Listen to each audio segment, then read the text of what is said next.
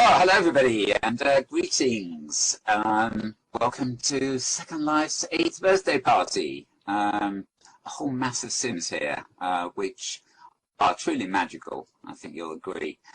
Time zones are a funny thing. One of the big magics of Second Life is, of course, that we can literally be anywhere in the world, in any time zone, and be meeting and collaborating here in the virtual environment.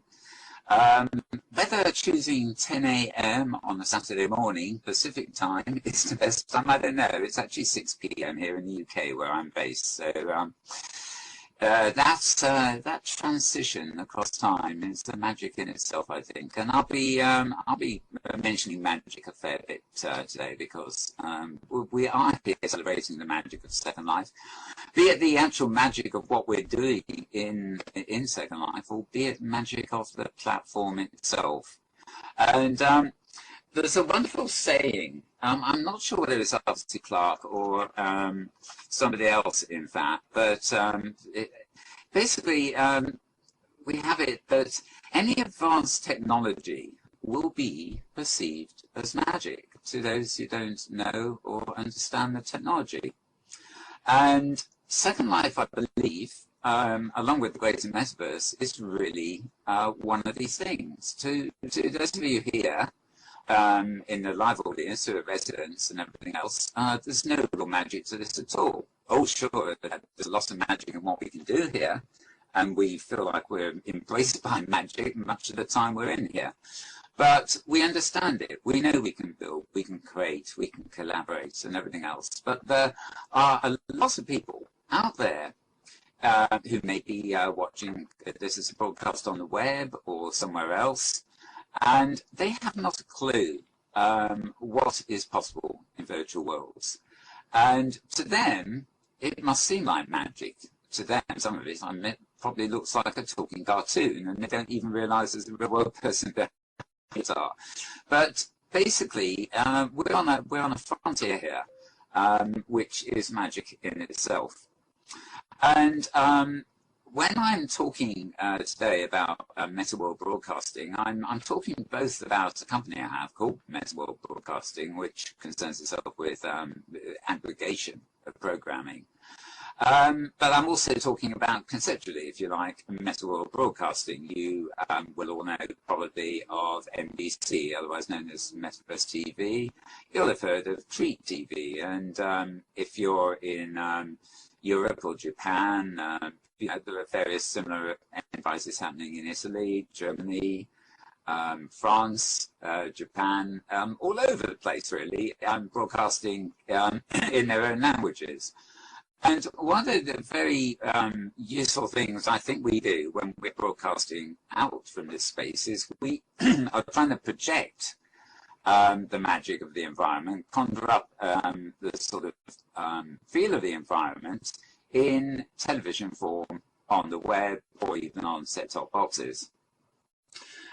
Many things like chat shows, whatever, can best be perceived as sort of picture radio. There are lots of things we talk about, including me today, which could really just be an audio cast.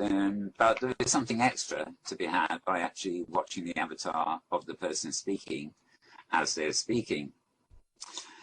And I think it's worth just diverting a little bit to mention how science fiction well, certainly the last century, often inspires innovation and invention. And if you think that you could somehow step back in time in the real organic world, say 40 years to the 1960s, you might have been watching something like Star Trek on television, with a very pioneering program, possibly in black and white television, and, you know, color would have been magic then. But you would have seen things like the communicator and the holodeck, which are very much sort of, they're almost the trademarks of Star Trek at the time.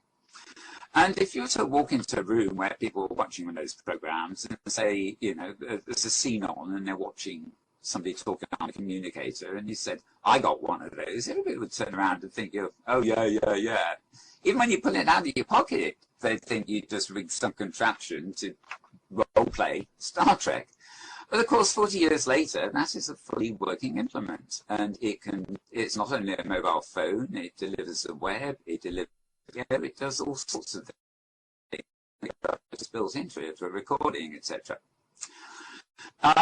So it's actually only 40 years since we saw on television the prototype of a technology that if you presented to people in real life, they would have considered magic. So we're not talking about advanced civilizations here and gaps of centuries. We're actually talking a mere few decades where something that would have been magic, except on television science fiction, is suddenly real. And I think virtual worlds are at this point in time. For those of the people who don't understand it, and like, come in, you've got to learn what it's about. You've got to get your feet wet, as it were, and then once you've immersed yourself and got to grips with it, then find out what you can do with it. It might just be for entertaining yourself, going to a concert or something. It might be for attending meetings where you've got people from all over the world in the same place. You may role play on a game thing. There are endless possibilities, but at the end of the day, it's the magic of the platform itself, not any one thing that we do in here. There's a lot of creativity and expression, for example. That's one of the major points of the platform, but it is the platform itself that is enabling us. And I mentioned the communicator and how that has become reality. But the other thing that is potentially happening is, if you remember Star Trek, anybody, they used to have something called a holodeck, which is where people on the spacecraft went to relax when they weren't on duty or whatever. And they walked into what we presume to be a room, which magically turned out simulation, computer-controlled simulation of fantasy world. It could be pleasant memories of back on old Earth. I remember seeing episodes where they enjoyed themselves in medieval times, riding on horseback and playing knights. But basically it was a leisure simulation, and it was an example of the way, in this case, people in the far-flung reaches of outer space on a spacecraft were able to connect back with home or fantasy world and basically use simulations, partly as an escape, but partly as a replica of something in real life. And I think we are moving much closer to that kind of technology. We won't necessarily have whole rooms or the holodecks in our houses, but we may have cupboard spaces. You can imagine it already just by imagining yourself sitting at a desk with 4 or 5 monitors around you in a circle that somehow react to you as you move around in the environment. And I've always been a big fan of virtual spaces, immersive spaces, being the new metaphor for our desktops. I don't really want to look at the sheet of wood I keep on my desktop covered with Microsoft's idea of icons and launching things. I would much rather have my desktop itself as a virtual environment where I literally pull out the things I want as I need them and put them away when I don't. Now, at the moment, of course, Second Life is an online platform. It's not actually an operating system, unfortunately. But I suspect we may actually come to this point. So it's almost our duty, our responsibility at the moment in here to, well, I hope, unless we're too elitist about it, to spread the message about these environments, to actually display the magic of what we do. And this is where my theme and my speciality of Metaworld Broadcasting really comes in. At the moment, as I said, I'm concerned more about aggregation rather than direct broadcasting. There are plenty of broadcasters, well, there's only a couple really of broadcasters in the world, but there are plenty of aspiring broadcasters, and certainly no end to the number of machinima makers who are making some wonderful demonstrations of the magic of the Second Life and the greater metaverse. And my intention really is to be able to bring these things across to the greater audience via television, if you like, as a metaphor. Television, the way we know it, is dying. and I'm going to mention that later, but everybody needs to chill out at some point. So it's quite understandable that after a hard day's work, people will sit in front of a strictly consumer, non-interactive medium like television. Although television itself is moving towards interactivity, and they're talking about 3D televisions, and with the help of game consoles like Xbox and PlayStations, they're talking about bringing virtual environments into your home in a way that is principally displayed and streamed via your television sets. And of course, we can always hope that maybe Second Life here, for example, did a bit of magic of their own last year. They prototyped with Gakkai a version of Second Life which actually streamed via a web page. And an embedded version of that version of Second Life could easily, fairly easily at some point, be configured to work on a desktop box. So somebody could actually go in via set-top box in semi-passive mode and engage with the environment without too much stress of the full client. Now, long-term, what Metaworld Broadcasting is trying to do, but I think hopefully collaborating everybody else too, is bring this magic onto the web, onto set-top boxes, if you like. What I do with our system is we provide an Adobe Air application which works cross-platform on desktops, and we're also working on an iOS and an Android app. We do pretty much the same on pads and mobile devices, and hopefully you just see the same service on each. And I said it's all about aggregation from my point of view. That is, I take programs that are publicly available via embed codes and things from all sorts of sources, be it NBC, Treat TV, or individual videographers and machinima makers, and sort them by theme, really, so that, you know, you can look at the lifestyle channel, you can look at the role play channel, you can look at the chat serious talk channel, you can have a news channel, you can have an education channel, and you can basically recycle all this wonderful creative stuff that is coming out in video form and make it available to people, sort of sorted and indexed by the kind of interests they have, so that they can go on the web, and when they can't get into Second Life, they can just choose a channel and watch the sort of things they're interested in. But long term, it's going to go. I hope it's going to go a long way further than that. If, for example, I was broadcasting, let me choose something neutral. It's not happening at the moment, but there's a program on TV, which many of you will know, called Metanomics, which used to be at least the big highlight of the week.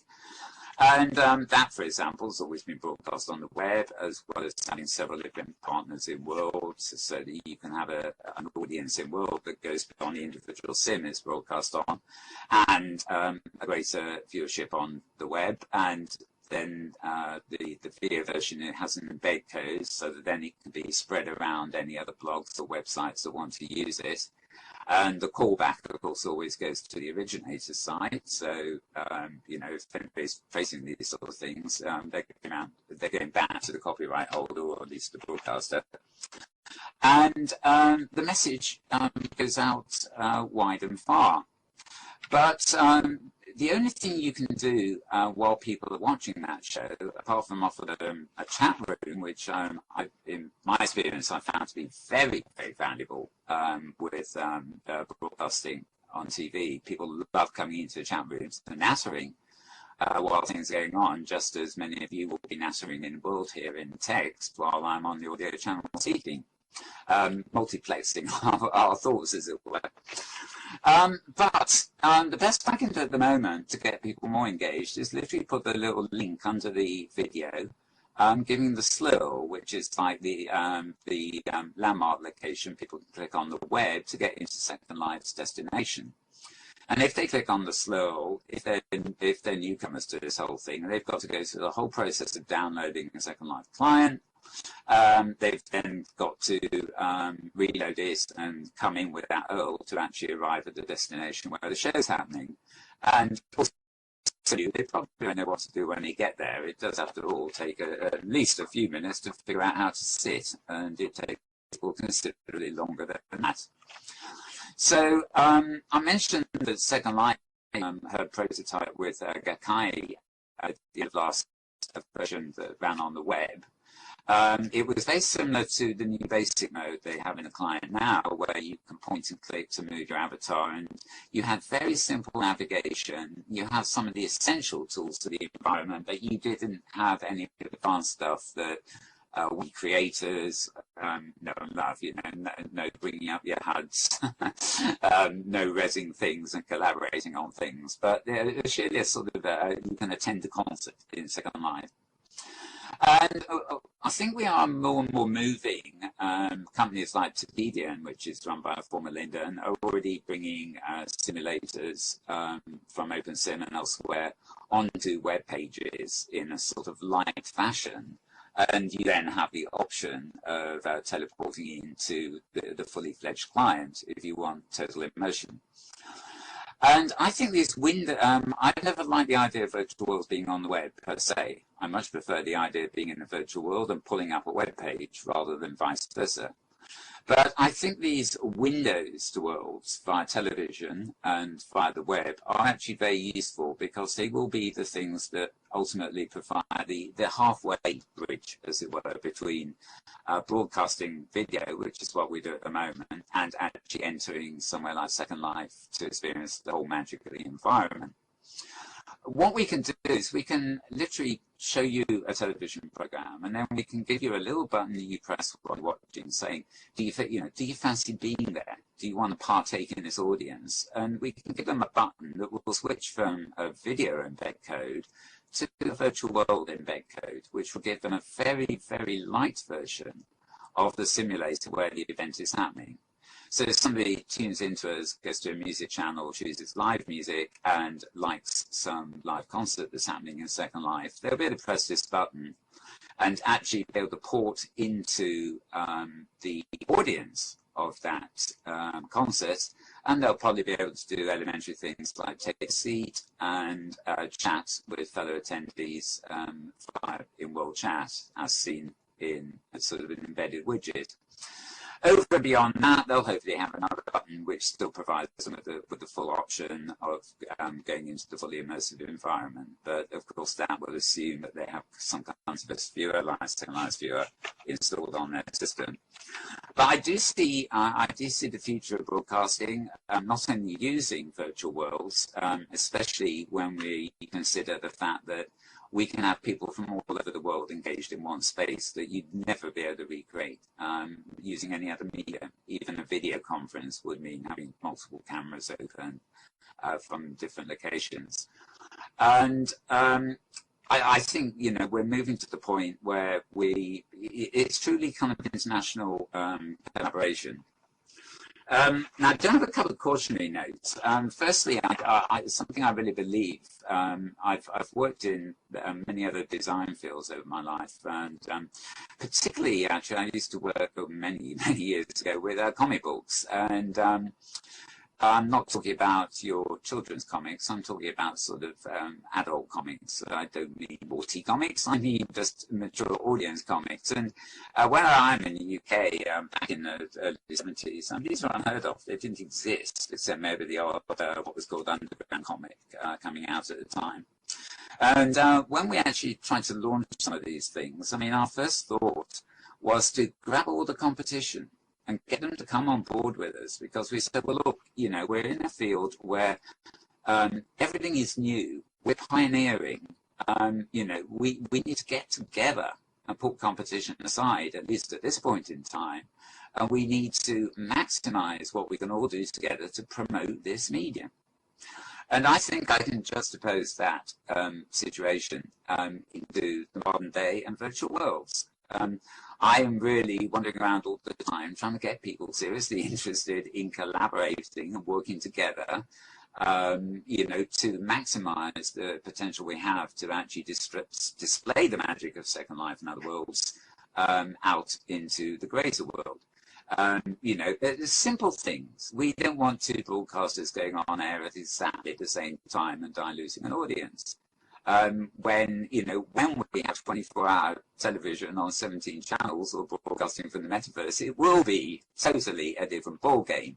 But at the moment, we're sitting here and we are trying to project the magic of what we're doing. And I often look at technical stuff and Gartner life cycles and all this sort of stuff, and we all know that using virtual environments is now on the rise. But whether it's going to become mass market adoption in 2 years or 10 or even 30 is still an unknown. There are lots of other technological trends that are happening, like mobile technology, which in many ways is taking the focus of truly immersive environments. We are using cell phones and pads and mobile technology a lot, and the speed of life is actually increasing. We're consuming masses of data. We're not always paying that much attention to it. And I often sound rather offbeat when I describe Second Life and possibly other as actually a place where we can go to slow down.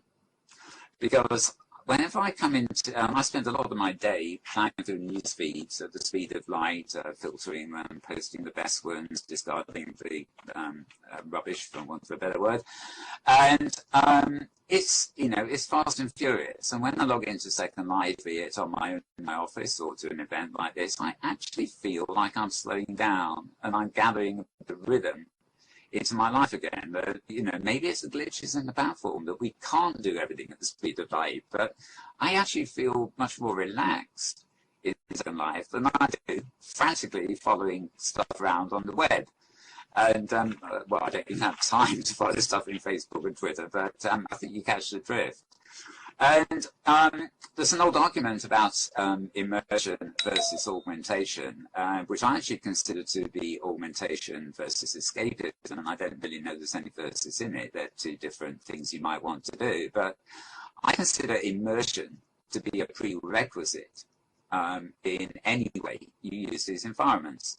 I don't sit down and learn a piece of software overnight. Any piece of software, you've got to get it, you've got to play with it, maybe read the manual and get to know it, and then you can use it. And the more you use it, the more expert you become.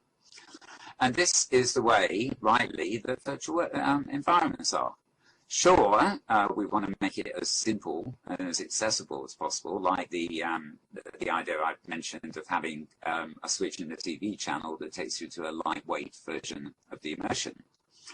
But at the end of the day, you have to learn to immerse yourself in virtuality, if you want to view it that way, to actually use it. You can't just say, well, virtuals exist, click here, you're in, you can now do everything that you could possibly want to do, because there's no piece of software invented that does that. Software is invented for purposes. There's different software depending on your profession or what game you want to play or what function you want to do.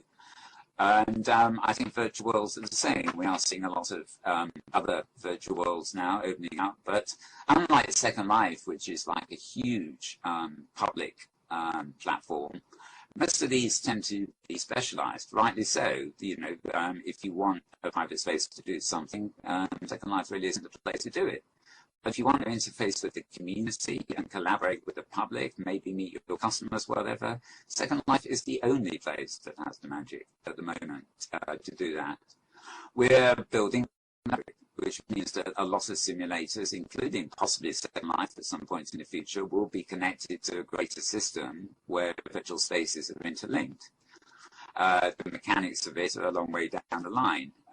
The Open Avatar project has just started, for example, and that will allow you to port your avatar anywhere you want to go.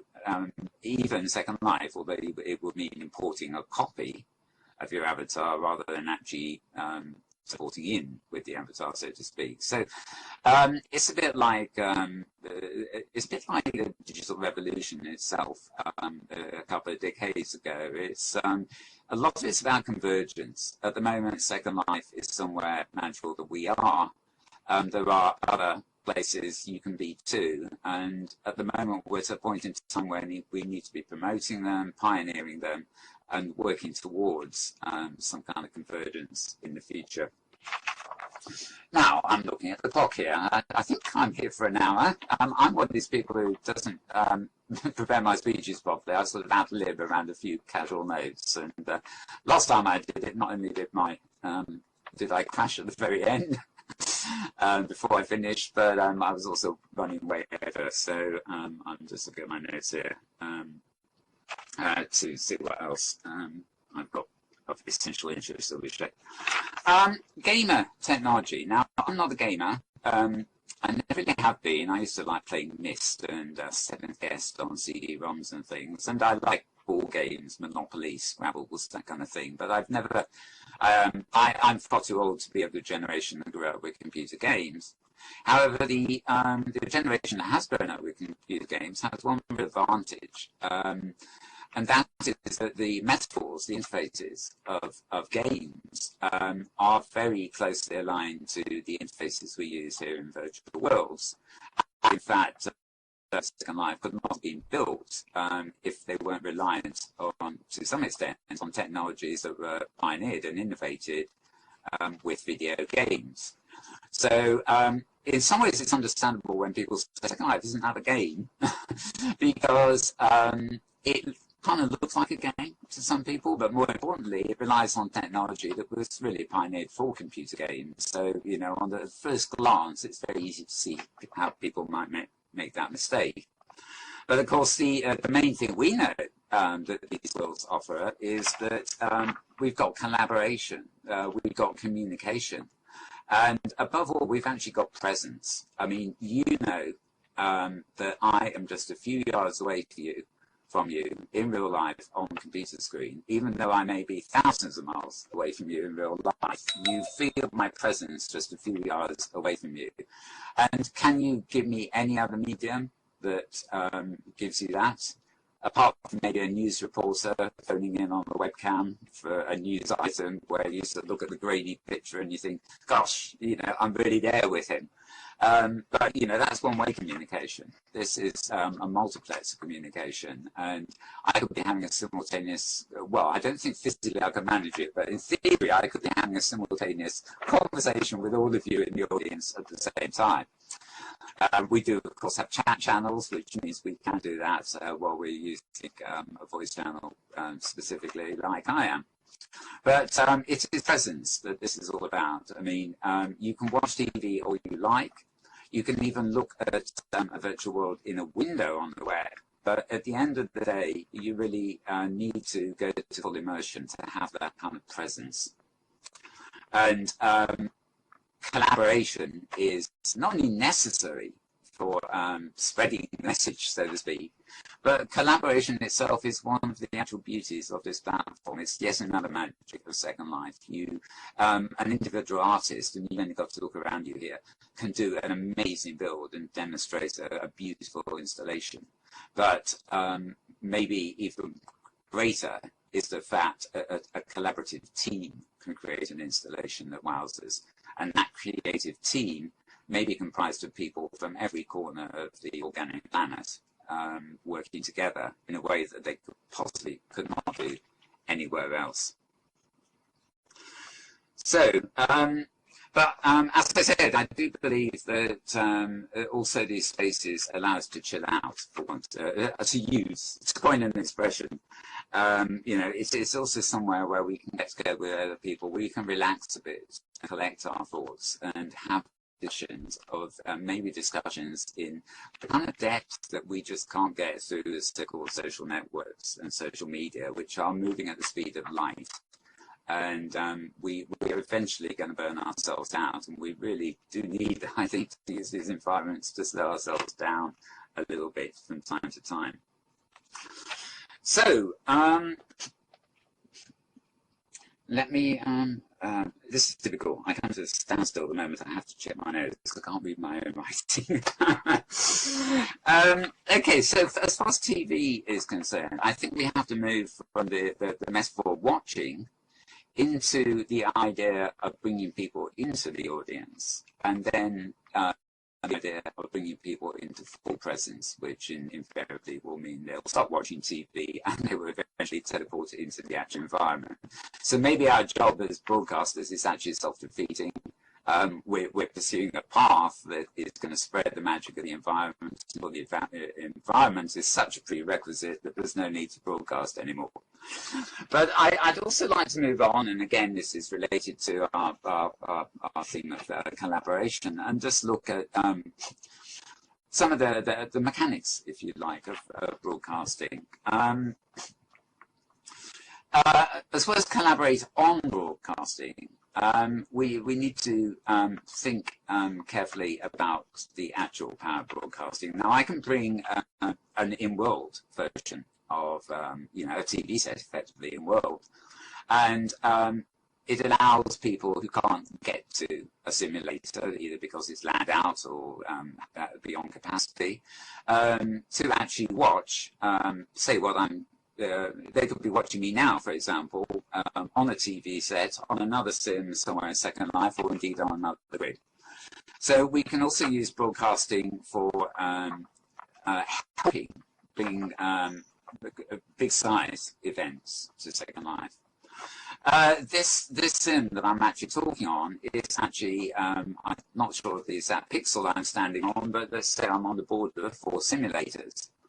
And something we do recommend for any large event that's going to be broadcasting is that you run it on a full simulator complex, but you also lock down one quadrant of those simulators, so that only the performer and the camera crew and the essential production staff actually have access to the full simulator. You constrain your audience to the other three simulators. That way your crew can work unmolested, get a good quality broadcast signal from stage sim, as it were, without lag. And that means that the quality of any broadcast is going to be good and is going to be seriously attractive as an alternative for people to watch. Too often we find people remember to do the full sim bit, but they forget to lock down one of the sims as the actual production sim, so to speak. So their performers and everybody taking part, other than the audience, suffers the same lag that everybody in the audience does. And there have been no end of broadcasting disasters just simply caused by that. I was actually 2 days ago, I was at a venue here where Robert Linden, Linden Lab CEO, just popped in as a rocket ship, oddly enough, to sort of mix and mingle with people the other day. And typically I realised that the 4 sims that he scheduled to land on were just 4 open sims. There was no you know, there was no set parcel, as it were, that could be used for technical purposes. So, you know, that's kind of, there are things like this that, you know, we need to pass on this sort of little technical information to each other, because some people just miss it, and they assume that everything's going to run smoothly when you don't take these things down. But, you know, I can perceive of, you know, ways, you know, we can actually move towards much bigger events in virtual worlds than sim capacity can actually help with at the moment. You know, we can, using a full sim complex, we can manage maybe an audience of 120 comfortably, and obviously stage and performers on top of that. But if we can set it up for, you know, perfect quality broadcasting, then we can project that out to other locations in world and out onto the greater web, and really maximize the possibility of audiences by doing that. And but, you know, there are lots of people in Second Life I know who have their little houses and things like that, and they don't really go out of their houses that much. They like to escape into maybe the luxury house they don't have in real life, and they're more than happy to sit there and turn a TV set on. And, you know, if something hot is happening on the grid, it's a bit like real life. They'll turn it on to watch, because maybe they can't TP there, or maybe they're just too lazy to TP there. Over here in the UK, we have a wonderful music festival going on at the moment called Glastonbury, and this is one of those weekends, probably the only weekend of the year, where I actually always watch real world television, because I can actually get the feeling of being at Glastonbury without actually going. So, you know, I say TV's dead, but it's not totally dead. It does have its functions for things. I think it is changing. I'd like to offer a word of caution here. Again, this is about collaboration and solidarity, really.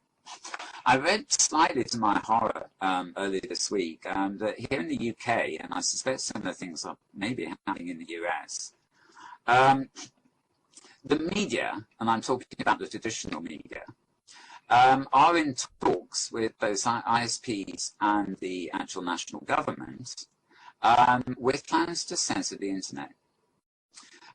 We're moving to a point where things like Twitter widgets, Yahoo widgets, and things are going to be available on televisions. And the traditional media companies are very consumer biased. They want to be able to deliver things on a plate. And what they're saying is that they want the internet to be available via giant screen TVs. And they want to control the portals by which people get into. And they are using and I have to say in this instance, I believe they're using the excuse of IP and copyright issues to try and force the government to censor the internet so that material from foreign countries can't get into the UK. And here I am promoting, the internet has always been a global platform, potentially. But, you know, I'm promoting the virtual worlds as a platform where we can globally coexist. You only have to look at people like Dancing Inc. and public diplomacy efforts in Second Life, where you're bringing people from nations that may be in conflict or have major cultural divides together in the virtual environment. You're using the virtual environment for peacemaking, mediation, and things like this. And to think that national interests somehow going to take over the web, and by extension, presumably the internet itself, it scares me. It's almost like the global democratic freedom, the dream that we had with the online society, is now being hijacked. Or rather, attempts are being made to hijack. So, you know, I think there are valuable things. I'm not going to go on about that subject, but I will cite it as an example of the way we can convene in these worlds. We can convene internationally, we can discuss these things, and we can work together, and the emphasis is together here, to bring awareness of these things around, and maybe, you know, show constructively what we can do, and you know, have an influence on these kind of decisions being made. And I believe that broadcasting, again, is very much part of that. You know, if I have a serious roundtable discussion in World, I think there's huge value in being able to broadcast that and have it embedded forever and ever and viewable on the web. Because, you know, if people just do find it and consider it picture radio, it's getting the message across. And if only 1 in 10 people, if you use something like that, take the time to investigate where it happened and how do I get there, then that's something we've won. That's something we've won, so to speak. So, oh, Lord, typical. I get an RL bell ringing when I'm live. They're not allowed to do that. Right. So, I'm not going to answer. Okay, so our purpose, and I'm talking about purpose as Metaworld here, is to project the magic of what we're doing here to a wider audience, and with a bit of luck, tempt them in. Now, roleplay and gaming and things like this are actually possible in World, as is almost anything you might choose to go with. But Second Life itself is not roleplay, nor is the greater metaverse. It is actually serious business, and televising and doing stuff like that is serious business too. I'd actually like to say that I think residents and the people we work with owe it to us to take that seriously. There've been, again, I'm not going to go into this in any detail, but there've been a couple of instances recently where we thought we had collaborative setups going, and you know, we did a lot of work, spent a lot of real life organic hours and time setting things up, only to find out somebody thought nothing of changing the arrangements at the last minute, so we were unable to broadcast. These things don't work like that. We can't ad-lib. We can't run things on the spur of the moment. We have our specialities. It's what we do. Treat do it. Metaverse Television do it. My company does it. There's new companies, Mixed TV, various other companies starting up now. They all do it. Also, enterprises should say that are doing it but not doing it because they really don't take it seriously. So I think in some ways I'd just like to pass on the message that, you know, we'd love to hear from you if you want to do broadcasting on any of this stuff. I don't just mean me. Treat would love to hear from you. NBC would love to hear from you. A whole load of people would love to hear from you. So, you know, get involved and help us film and do events and project stuff out world, so to speak. But do bear in mind that it's a serious business. Don't come to me anyway if you're not serious. You know, you need to have a plan. You need to have commitment. But over and beyond that, you know, it's a free rein, really. The creative potential is so vast. There's so much yet still to do that there is chance to get in on all sorts of things. Right. Thankfully, my doorbell didn't ring again, so we can ignore that. Okay.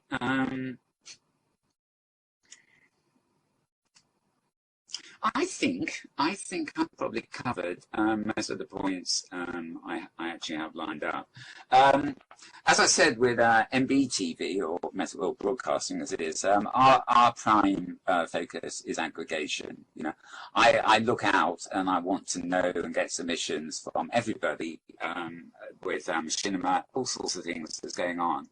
My real sort of function on that level is to literally take what's available, and if it's publicly available and embeddable, to reformat it into so that it plays on one of our channels based on themes.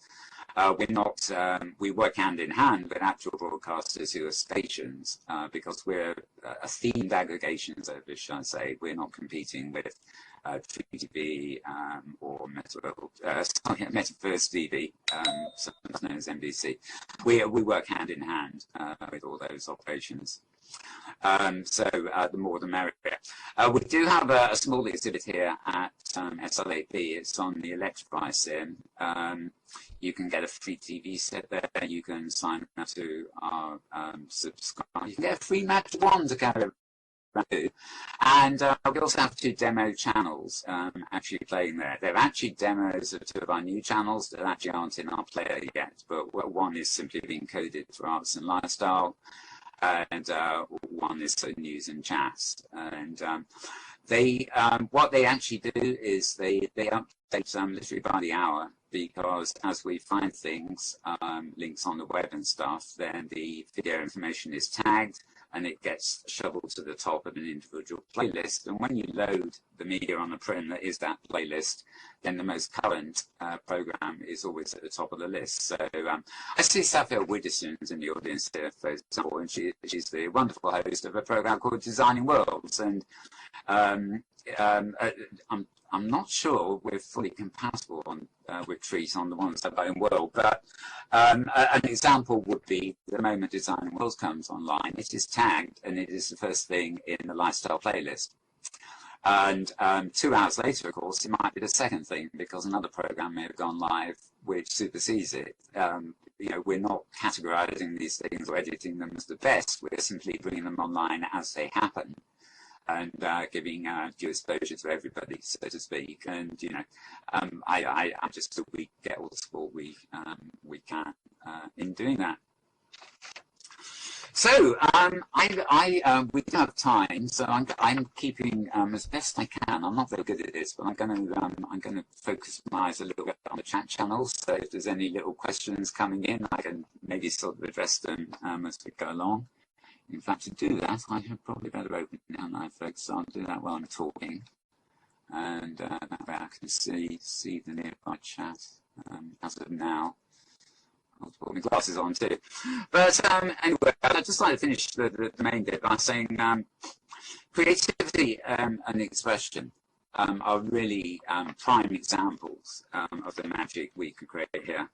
But the real magic of Second Life, and indeed the greater metaverse, I believe, is collaboration, participation, and above all, presence. And we should be showing that magic to those who we might happily describe still as the unbelievers. So thank you for that. I'm going to leave it there, and I'm just going to hang on for about 10 minutes, and I'll comment in voice in anything I see coming into text here. And yep, as Batman, Crowminer says, burn the unbelievers. Well, perhaps always melodramatic, but yeah, my sentiments inside is sort of first, and if not burn them, maybe we should think of it like that. Right. Okay.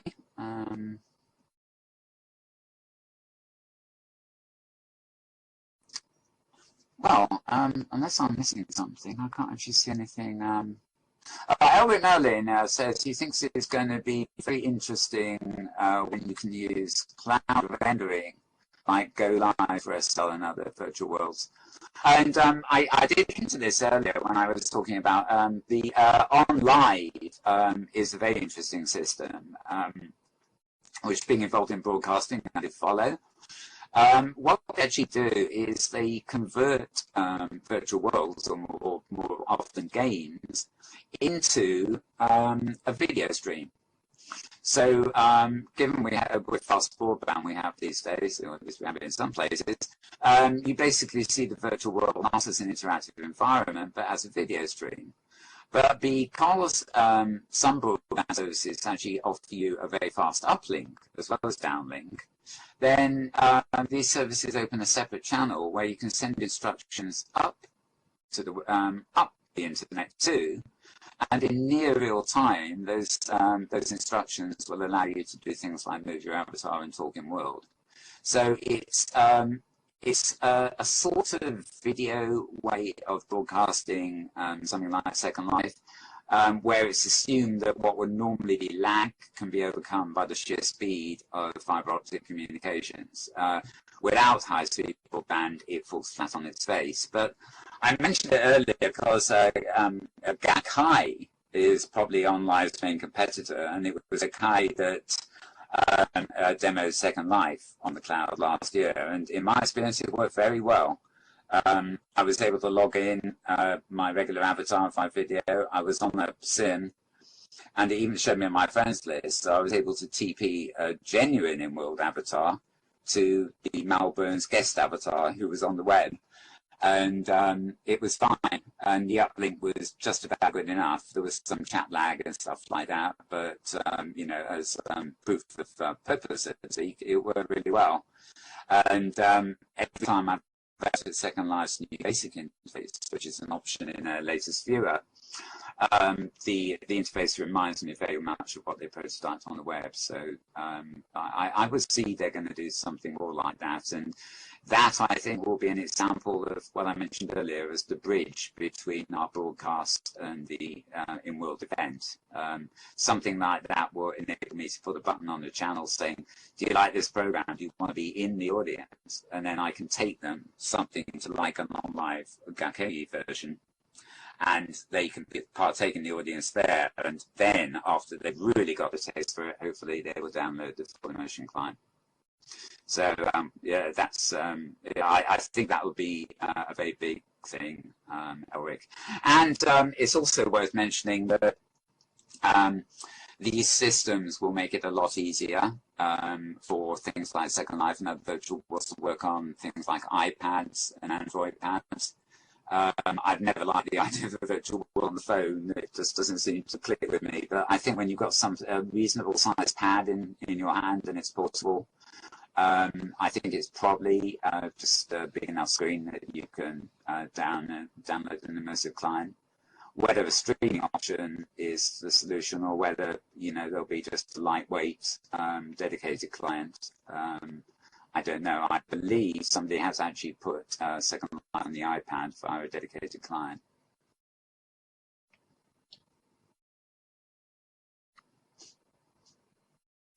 Yeah, if as Albert says too, I mean, if you're doing streaming and rendering, and it's all coming via the cloud, there is absolutely no, there's no client really needed. It's all the sort of thing that is easily available just on the web these days. I mean, HTML5, which is the latest incarnation of the code that drives the web, can actually render video on its canvas without even worrying about Flash plugins and stuff like that.